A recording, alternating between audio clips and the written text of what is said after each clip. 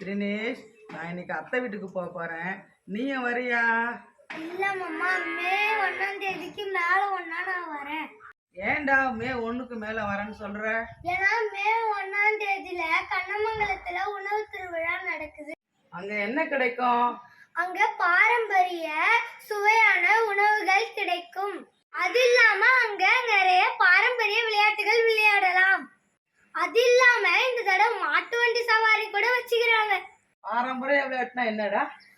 பம்பரம், கில்லி, கபடி, கயிறு இழுத்தல்,